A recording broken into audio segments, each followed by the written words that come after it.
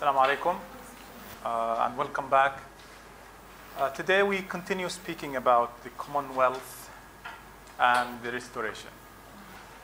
In terms of politics, this is an age, an era that is so restless, that is so messed up in so many ways. Because for the first time in the history of modern England, we see the king executed. Yes. And for the first time, England is ruled not by a king, but by a ruler who does the job. Probably, maybe he was better than the king in many ways.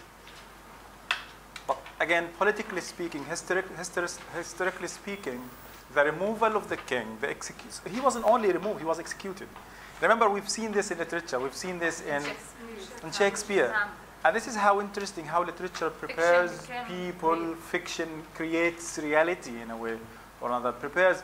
But no matter how many times you see the king dead, killed, on stage, when it happened, people were shocked in so many ways because the idea of the king and the monarchy was deeply rooted in the mentalities, in the mindsets, in the minds of the English people. Cromwell rules for about 10 years. He was successful, powerful. We've seen people praise him. Marvel, and also John Milton, and many other people wrote good poetry about him, praised him in a way that, again, people praised the kings and the queens before. When he was old, when he passed away, when he died, he was followed, again, ironically, by his own son. That's funny. Remember, I said, in a way, it's ironic because you remove the king because of corruption and sins and vices and deterioration and breakdown of many things. But when a ruler comes, this should help pave the way, prepare the people to a democratic process of choosing their own leaders and their own rulers. However, his son came after him and he was so weak. I think no matter how good he was, he wouldn't be good enough because he can't be compared to his father. And that's called the Commonwealth. Oliver Cromwell, and then his son about 11, 12 years. However, he was followed with the death of Cromwell and the rule of his son ended abruptly because the people decided to bring the king back again. So Oliver's son, I don't know what his name is, excuse me, just go, we want the king. We can't live without the king because the king gives us security and safety, provides us with the protection, and because the king is part of our culture and tradition and literature and society and life and mentality and many things. We said in this era, literature has become highly political. Remember, there was nationalism, the strong sense of the English identity and nationalism in poetry before, where you love England, you love the Thames, you love the Queen, you praise the Queen. We've seen Spencer praising, the fairy queen. But now there's political division. Poetry is political in the sense that there are two political parties and you side with one against the other. Now, imagine this. Many people, including poets and intellectuals, sided with the Commonwealth, with Oliver Cromwell. When he died and the king was restored, they were in trouble. They were in real trouble. Some of them were arrested, some of them were punished in a way or another. But we spoke about Andrew Marvell before. Andrew Marvell became a politician himself. He started as a poet, but later on he ran for it and he was a member of the parliament. And although he was a member of the parliament, he was almost arrested. John Milton, our friend here today, was arrested because of his support to the Commonwealth. Some say he could have been executed or he could have spent a lot of time in prison, but it was thanks to his friend Andrew Marvell that helped release him. And that's not all bad. Because in prison, he wrote some really good literature. And Milton, by the way, when he grew up, he started to lose his sight and eventually he went blind. Still, he wrote some of the best English poetry ever. Today, we'll spend some time, a journey with John Milton, a major 17th century poet. A poet who was in many ways trying to have influence on the whole English literature. He wanted to be as famous, as influential as Chaucer himself. And interesting how people always go back to Chaucer just to, if they want to do great things. And he wanted English literature to compete, to be independent of Europe in many ways. So he wrote several texts. We'll mention some of them. We'll study probably in a way in bits and pieces, two of them. The first one is Paradise Lost. Paradise. You know Paradise? Yes. Heaven. Heaven, yeah. What does this translate into in Arabic? How does it translate into Arabic? Yeah, Arabic. فقد الجنة is not poetic. It has a poetic translation in Arabic. Close. Al-Firdaus. Al-Mafqud. Because you're not studying translation yet. When you do, you will see how sometimes you change a little bit so you give it the poetic sense. Firdaus al-Mafqud. And later on, he wrote another text called Paradise Regained. You know regained? It means? Have it back. Yes. Restored. The restoration. And then the third text is called Samson Agonist.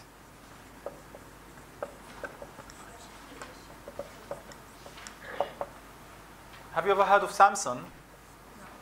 No. Samson. The text takes place in Gaza, by the way. So the guy is Gazan like us. Really? Yeah, Samson. Does it ring a bell? Samson. There's a character in SpongeBob. Samson. No, not the Simpsons. Samson. Shamshun. Yeah, Shamshun, that's it. Shamshun al-Jabbar, we know this. Yes. But we'll talk about it probably this class, if not the next class. So, John Milton, again, wanted to do something great, to write an epic poem. Epic poem, a very long poem about important issues, important themes, important characters, important myths. At the beginning, he thought of writing something about King Arthur and the Knights of the Round Table. You know why he chose this particular text? Because everything about it is pure English. And I don't know why, but he dropped that idea. But again, notice how he's intentionally, consciously planning something. Because he wants to write, this is not a sonnet, it's a poem. The Paradise Lost is about 10,000 lines. 10,000 lines, Paradise Lost. That's an epic poem. Yes. What is it about? Do you have any idea? Paradise. Who could be the main characters? The characters in religious. Who? The king. Bigger than that. He's more ambitious. Adam. And Eve. Who else? The devil, Satan. And angels. Demons. Who else? More significant. More God. This is how ambitious he is. So, but it's funny because these are not English people and the events don't take place in England. But still, this is an English text, a major epic English text poem, which shows his attempt to do this. So, the major characters in Paradise Lost are God, Satan, Adam, Eve. You should know. You should be familiar with these, names. So we have Adam. You know Adam already, and Eve. This is Eve. You know, Christmas Eve. Eve. God, Satan, and we have God. And this takes place in heaven, paradise. There is a Garden of Eden. You know, Garden of Eden, Jannat Adan, right? And then we have the original sin. What's the original sin? This is a Christian term, by the way. The original sin is when Adam and Eve disobeyed God and ate from the tree of knowledge. Yes. Tree of Knowledge. Shajarat al-Ma'rifah. In Islam, we're not sure whether this is an apple tree or what. In Christianity, it's mentioned that this is an apple tree. In Islam, it's not stated whether it was Eve who started, munching at the apple, the fruit. In Christianity, it's not about that. It's also who you blame more. In Christianity, it's clear that Eve starts munching at the apple, right? That's why there is this thing that many religious people do this, like they accuse women in general of committing the first sin and causing the fall of Adam, the fall of humanity. The fall of humanity. From heaven to earth. From mercy to sin. Very interesting stuff. The fall, fall down. Because of the original sin. Because now, we know the biblical story. It's similar to the story we have in Islam with tiny little differences. In Islam, again, both of them, Adam and Eve, are to blame. And sometimes Adam is blamed more. But here, in Christianity, we have something different. In the text, he takes the story, but he changes it a little bit. When you read the story, I'm not sure if you can read 10,000 lines now that you have midterm exams, but who knows? Maybe you can watch some extracts or a dramatization on YouTube. When you read the text, you will find that, you will feel that the author, John Milton, in a way humanizes Satan. Sometimes presents Satan as the hero. Sometimes equally blaming God, Adam, Eve, and Satan equally for what happened. And that's why the text is controversial. You know the word controversial? Yes. Controversial, debatable. Some people don't like it, some people like it. Some people disagree with many things. So why does it create controversy here? Because he changes the thoughts and he changes the Christian idea by one, presenting who as the hero? the antagonist. The antagonist, Satan. In Islam and in Christianity and other religions, Satan is the embodiment of evil, the pure evil. Yes. But here he's not. You feel sorry for him. So if you're reading this and you feel sorry for Satan, it doesn't mean you are evil. Or you are, it means the author is smart, is genius. We do this. We watch Hollywood movies. Not sure, did you watch The Sniper? Yeah. Sniper is a horrible movie about an American soldier, war criminal actually, who kills over around 150 Iraqis. Some of them women, some of them kids, some of them innocent civilian people. You watch the movie and you feel sorry for him. It got really popular. Yeah, you feel sorry for him in a way. You don't have to feel sorry with him, by the way, because he's a murderer. But that is how influential literature is and movie production is. Makes you, change your attitudes and sympathize with people usually you don't sympathize in real life. So this created a huge controversy, still does. Many Christians, for example, don't like this because they see that the author is equally blaming not only Satan, not only Adam and Eve, but also God. Like, this shouldn't have happened. Some people, by the way, read the whole thing as an allegory of the Commonwealth and the restoration. So the Commonwealth is, heaven. And because people don't do a good job after Cromwell, they fell down, they fall. And then the king is restored, where the restoration here represents earth and sin. Because after that, after the Commonwealth, the guy was not doing a good job. Later on, in a way, Adam and Eve go down to earth, to the unknown, to human knowledge. later on, he wrote another poem, just so you know, Paradise Regained, in which, in Christianity, how is paradise regained? What do you expect? Maybe Adam and Eve are God. No, later on, after Adam and Eve. Humanity is back to How? Who leads humanity to regain paradise? by stopping making sin. The king? No, Adam. Jesus Christ. Jesus Christ, because Jesus Christ suffers for humanity and leads humanity from sin, corruption, vices, to virtue, to salvation, back to heaven, and that's why it's regained. At the end, I'll tell you the story of Samson Agonist. So let's go through Milton's Paradise Lost again, step by step.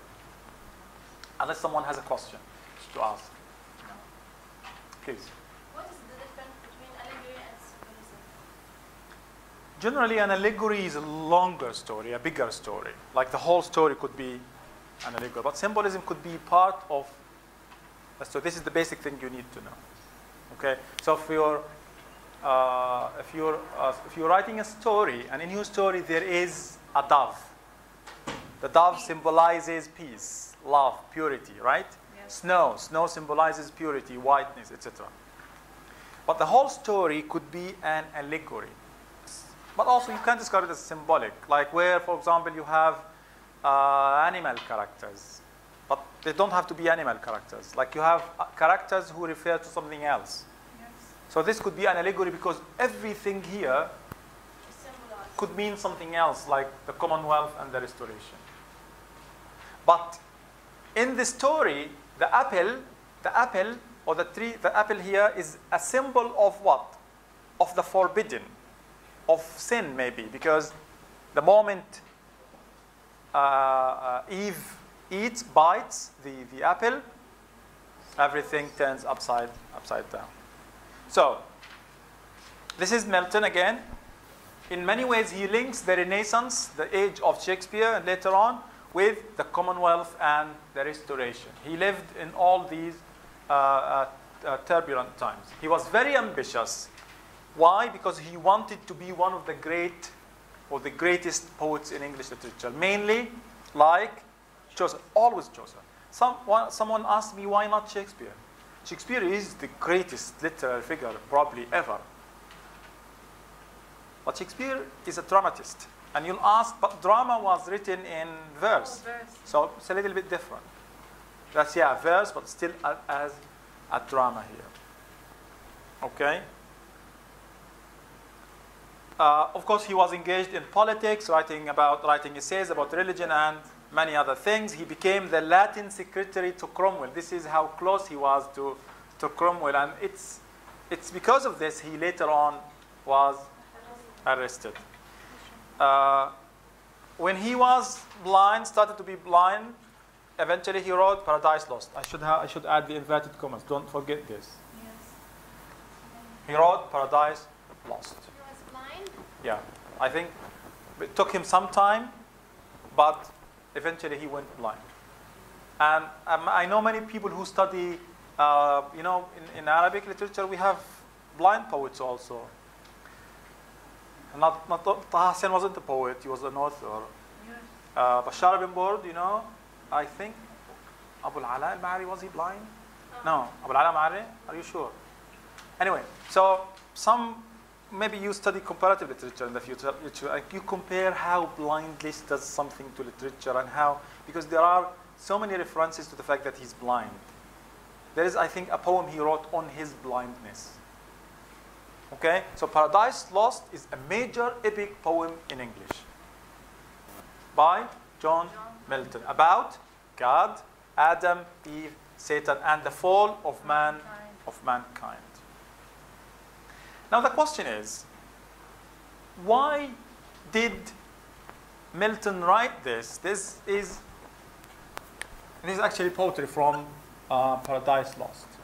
At the beginning, in the opening, he addresses the audience. He tells them why he is engaging in writing a 10,000-line poem. What do you think?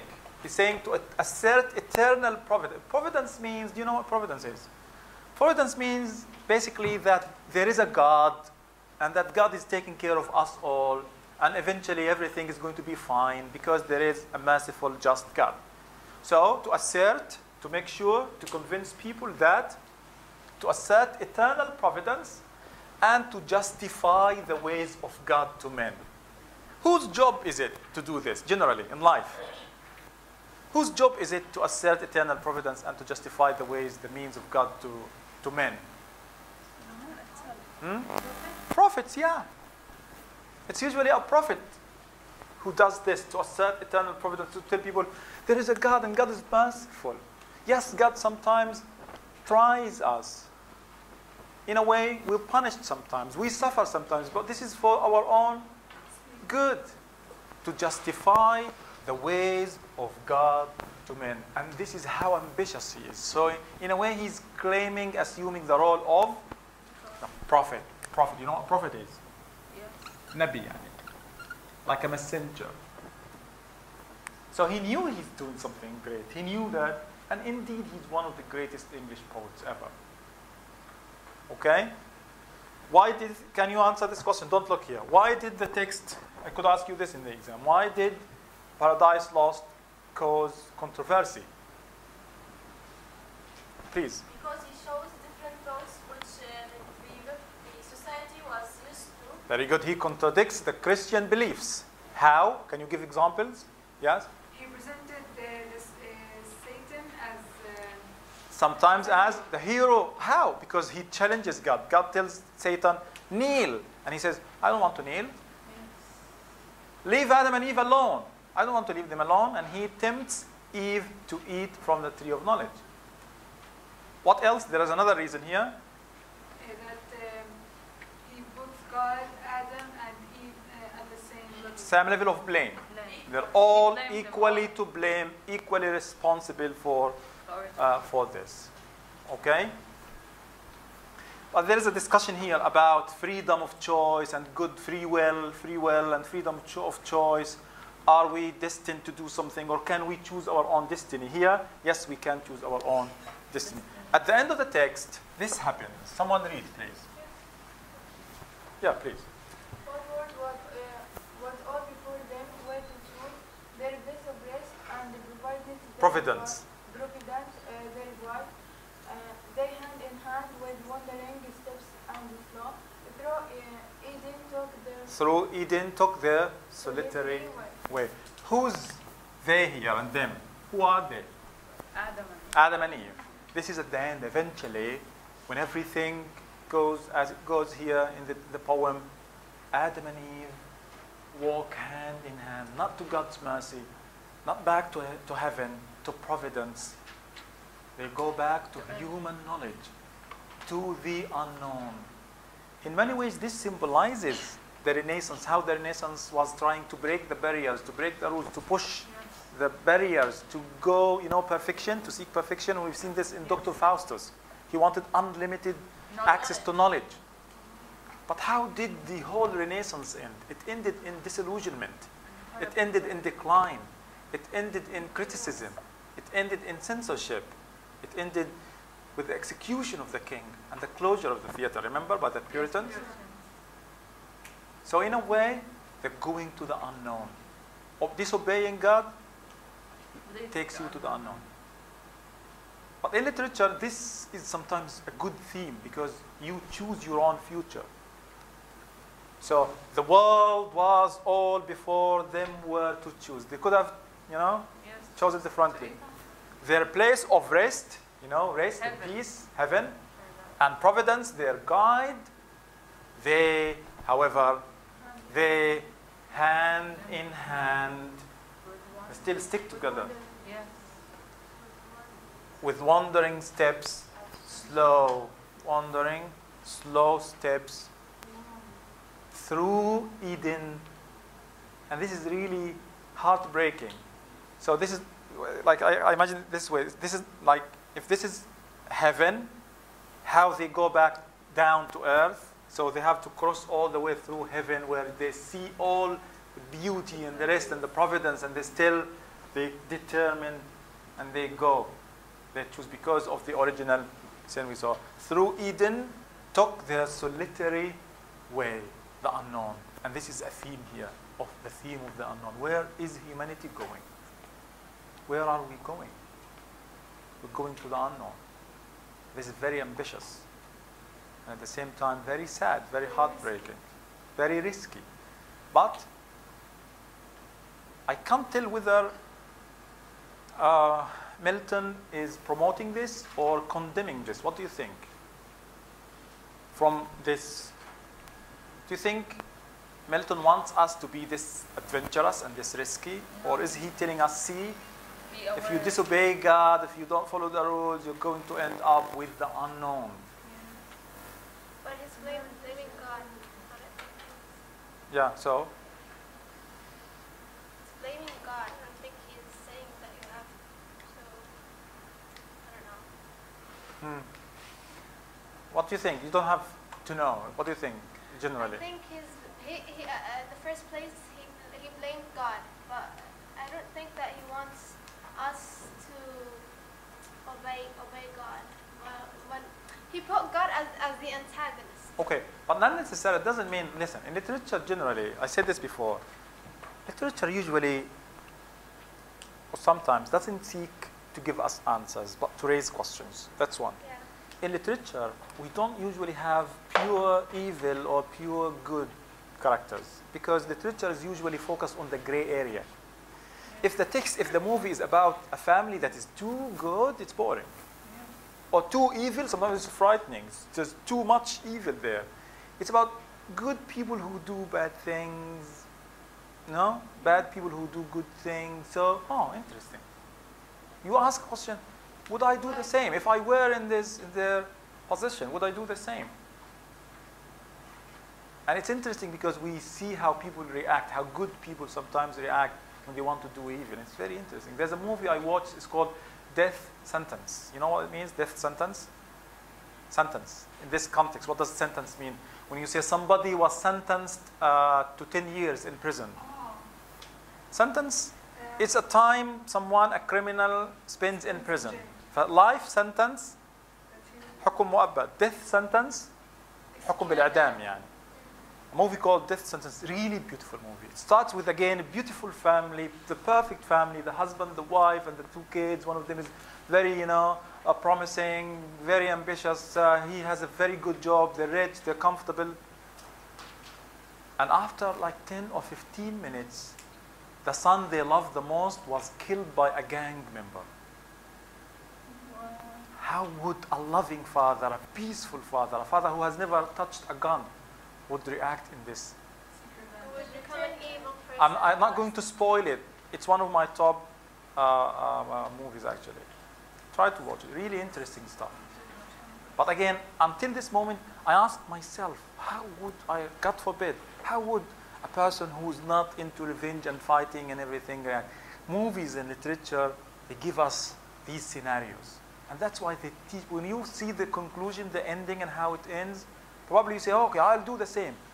But it gives you a whole story, a whole world in front of you where to choose. What should I do? Should I leave the law to take its course? When you lose someone you love the most, you wouldn't wait for the law to take your revenge. You would But is that good? If we do No, this, it's the not whole good. world is going to turn into a jungle. And But you wouldn't be okay if you didn't do this. we should. Because, yeah, there is this thing in our hearts about revenge, but literature teaches us to forgive. You might be the to be- kindest person on earth, but, But if still, someone, if It's something- it's your right to feel angry Yeah. and to want to take revenge. But But it's if not you want to survive. kill somebody because to run, so You like might not- like Shylock, if you want to do, we discussed this in another class, I think. Would you do like Shylock? Would you insist on taking a pound of flesh to take revenge? You say it's his right because he was attacked. He was, many times. But in this case, he doesn't. The revenge wouldn't be killing. He might take revenge by something else. By slapping him, No, maybe by doing the same to him. But do it. like what? He killed someone, you killed someone. No, I don't know. I don't think that. At least but that's where when we have if we have a good legal system where criminals can be punished as they should be, at least you don't have to go there. Anyway, think of this, please. I think he's promoting heading to unknown because he said hand in hand with wandering steps. There was no, he didn't mention there was any disagreement between Eve and Jacob. And that's the best thing about Adam and Eve, by the way. Adam. There's no, not sure, in Islam, in Christianity, I'm not sure we have this in the text, I'll have to go back to it. Adam and Eve were the perfect couple in a way. They're not, you know the odd couples that are always fighting, like our parents, sometimes they're always, fighting over trivial things. Yes. We don't see this, although this is the most serious thing. Sometimes you do something and then the wife gets at you, the wife does something and the husband is angry and everything. What a perfect couple they are. Hand in hand, slowly wandering. Despite the fact that they lost the most important thing humanity has ever lost. Paradise, providence, being close to God. What a good couple. But they were the only ones on the earth. Maybe for that they wouldn't leave each other Yeah. for no reason. So if I leave, but still you fight a little bit, because fighting doesn't mean the end of the world. Maybe they fell. Maybe they did, but it's not in the Quran or the Bible or in the text. And this is how literature doesn't give us everything. It leaves gaps for us to think. But yeah, interesting how you think that at least when they take the decision, they take it together. Hand in hand. Adam is not leading him, and she's not pushing him. They're hand in hand, they are equal to the other. Okay, now in Paradise Lost, we have a lot of very memorable lines. So neither Adam nor Eve is to blame because they are all equally to blame. There are several memorable lines and descriptions, descriptive passages, descriptive stanzas and poetry in Paradise Lost. One of them is a description of hellfire. You know, dungeon? A dungeon is a dark place like a prison. It's where sometimes you describe the prison as a dungeon or a particular room. I don't like to sit in this room. It's like a dungeon. Dungeon is a dark place where you sit in. Could describe a prison, but here it is used to describe hell itself. And notice how horrible, how spooky it is. This is very close to the Bible and the description of the religious text here. So hell is horrible on all sides around as one great furnace. Do you know furnace? We took it before, furnace. What is oven? What's an oven? You don't know an oven? But furnace, where did we come across furnace before? All the world stage. There was the furnace, the lover, the fighter. It's like a furnace. So you know what a furnace is? Like there's fire all over the place. Flamed, yet, and again, see this paradox. There's a paradox here. If there is fire, yes, there is heat. It's negative in this sense. But fire means warmth, and sometimes it means, what do we have from fire other than warmth? Light, thank you very much. But this is not an ordinary fire. This is hellfire. Yet from these flames, from the fire, no light, but rather darkness visible. It's funny that you say darkness visible, because darkness is darkness. This is fire that gives darkness, not light. Isn't that the most horrifying thing ever? So when someone tells you, it's dark, okay, I can light some fire, but fire there doesn't give light, it gives more darkness. We have this, usually religious texts do this all the time. لأن في القرآن من الأشياء الجميلة في موضوع the Quran شجرة الزقوم على سبيل المثال. We all hear about شجرة الزقوم. This the food of the sinners, the people in hell. In the Quran, there is a simile, and usually a simile and a metaphor brings things closer to our imagination. So someone tells you, have you ever tasted or tried cheesecake? Yes. No. What does it taste like? It's like ice cream, but it's far, far, far better than ice cream. Interesting, delicious. فشجرة الزقوم طلعها كأنه تشبيه فإحنا we want to know كأنه رؤوس الشياطين. So this fruit in hell, the fruits there on the trees look like the heads of devils. We don't know what they look like originally, right? So something spooky with something even more terrifying. And this is the religious text, and he's doing this. So this hellfire is all dark. It's a furnace, flame. But do we have light? No. There's no light here. Please. I think this stanza supports the idea that the stanza before this one. Yep. It supports the idea that he's advising us to obey God and listen to Him to Because the fire eventually, and flame. if you don't, you're going to be there. Yes. So he's terrifying us. Yeah. You have to obey In a way. God. And Another extract I liked is when he describes Eve. so Maybe someone wants to do a presentation on this, how he describes Eve and how he describes Adam.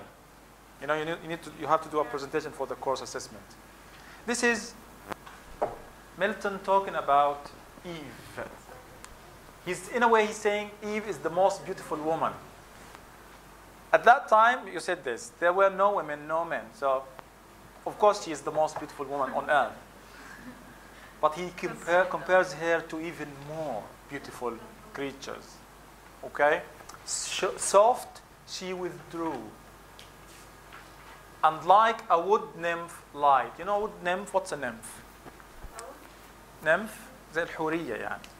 goddesses. Yeah, like goddesses. Like purely beautiful creatures living in heaven. Those imaginary creatures, the creatures we imagine all the time. The perfect creatures.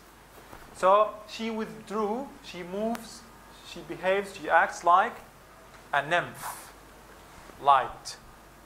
Betook her to the groves, but daily as self in gate surpassed, and goddess like deport. She looks like goddess. She's a goddess. She's a nymph. She's beautiful. She's perfect. So maybe you want to see how the text talks about, but here notice the description is mainly physical description.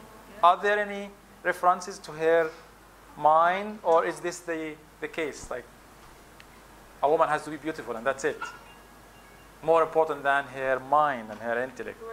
Look into the text. If someone is interested in this, to do a presentation, you can look into this. Maybe you can see how Adam is. So maybe Adam is not described physically. Maybe he's more into the mind. Maybe he described her mind when she ate The apple. We'll see. Yeah, we'll have to go back to this and see what exactly he said about her, how she behaved, what she exactly thought. I'll conclude this with more memorable lines. We have 1, 2, and 3. 3 again, beautiful, very. Some of these, by the way, have become English proverbs. We use them all the time, and sometimes we don't know that they are from Milton. Sometimes we use so many things from Shakespeare and Milton and John Donne and everything. Especially this one. I like using this all the time. So farewell hope, and with hope farewell fear. So farewell, you know farewell? Goodbye. Goodbye to hope. But if somebody loses hope, you have nothing else to lose. So you don't fear anything. Yes, you don't have anything to lose. And usually they say you need to fear someone who has nothing to fear. Beware of a person who has nothing to fear. Because if you have no family, nobody to love, no home to live, no country, nothing, everything is threatened, everything is taken away by occupations or by something, this person is very dangerous. Why? Because sometimes we want to do stuff, but we are afraid maybe we want to go, we would go to prison, we'd be arrested because, and then my wife and my kids and my family and my job and my students. But if you have nothing to lose, no one to love, no family, no job, you would be fearless. And it's good in a way, and it's also bad in another way. Number one, long is the way. Notice the word order here. The way is long, but that's poetic. Long is the way. They have a long path. And hard. It's not only long, but also hard. That's life. Life is hard. Life is so long. That out of hell leads up to life. It's like the way to heaven is not an easy way. It's long, it's hard. حفت بالمكاره. It's very difficult. In a way, when you read this, you think it's from the Bible, by the way, because of the religious nature of the text, because he assumes this role. Finally, someone read the last quote, please. Just are the ways of God, and justifiable to men, unless there be who think not God at all. Okay, someone else, please. Yeah. Just are the ways of God and justifiable to man, unless there be who think not God at all. What does it mean? What does he say? What does Milton say?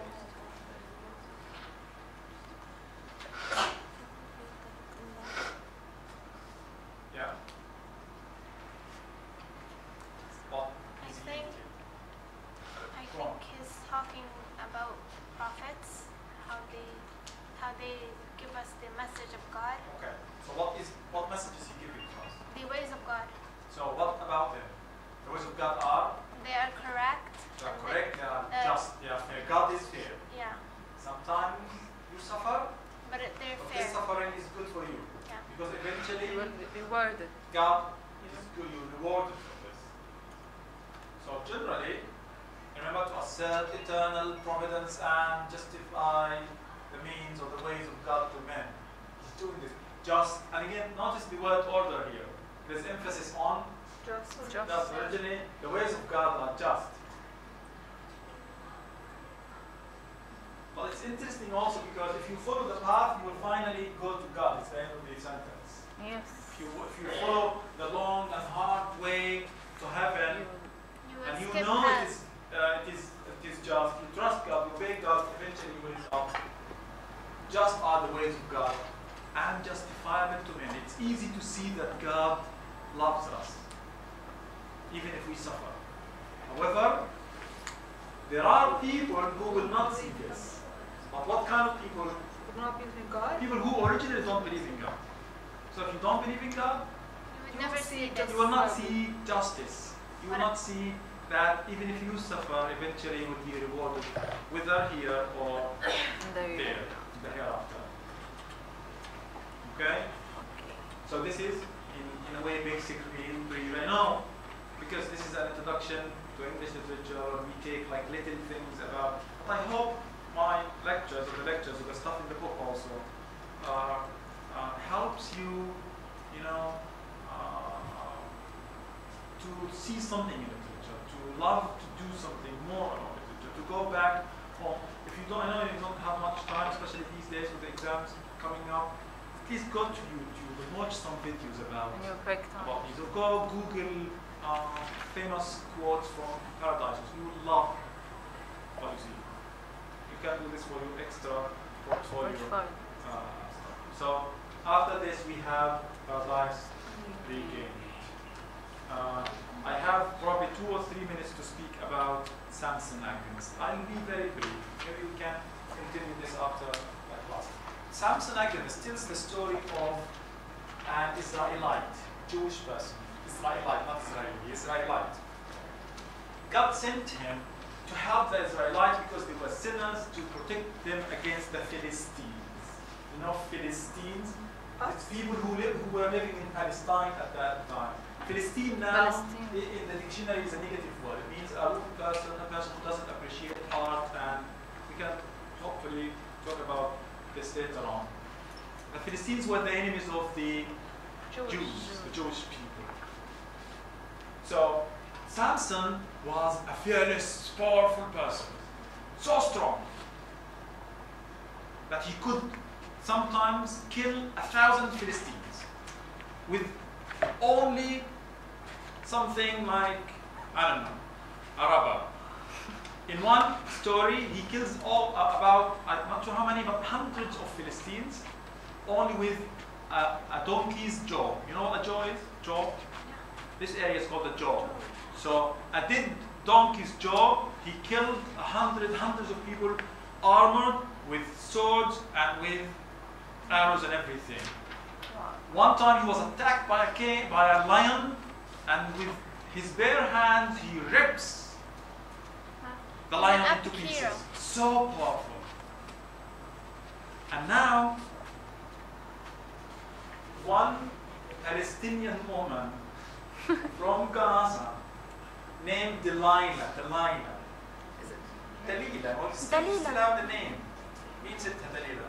No, seriously. I know people, all women named Dalila. Dalila or Dalal or Dalits. Dalila knows this. Dalila more modern. Dalal or Delilah. So Delilah, he falls in love with this Palestinian woman from Gaza. This is the famous extract. This one is taken from the story, the poem. It's a poem or a drama, it depends. Iris in Gaza. There is a book, someone named the book Iris in Gaza, taken from this reference, and it's from the Bible in a way or another. So Delilah, he shouldn't fall in love with any Palestinian woman. He shouldn't deal with it. But he does, and this is a sin in a way. And she was like, Samson, why are you strong? Samson, tell me your secret. Samson, she keeps nagging and nagging and nagging and nagging and nagging. He doesn't want to tell her, but eventually he does. He tells her it's because of my hair. This is Samson, and he had this long, curly hair. See, he has like, it's the same story. And She cut her. the Philistines come, he was asleep, and they cut his hair. He's now hairless, they chain him. He tries to, break the chains, but he's powerless now. He loses his power. They arrest him, they put him in a temple, and they gouge his eyes. He's now blind. Interesting. Blind Samson, blind Milton also. But because the Philistines are backward and stupid, presented this way, they forget about him, and his hair grows by time. At one moment, the Philistines are gathering because it's some kind of celebration, and Samson destroys the whole temple, killing himself and killing all the Philistines. And that's the story of Samson. It's in the Bible, it's biblical, but it's part myth, part fiction in a way. Unless we believe that there are, we see sometimes people with supernatural powers that can drag, lorries and trucks with their teeth, with their ears. They're trained, they were not born. Okay, so this is the story of Samson Agonist. If you are interested in doing a presentation about this, maybe you can think of how Delilah as a woman was represented, or how the Philistines as the others, as the enemies were represented. Because in a way they were the natives here in Gaza, like us here in Gaza. Maybe someone wants to do more history research and find out where this took place in Gaza. I was kidding with the other class, and I told him Samson is from Shujaiya. Some people said no, maybe he's from there, or somewhere. So look into this. Hey, where my camera? Very interesting poet. I'll stop here. We can continue discussion Oh dear. later on and after. Thank you very much. Good luck.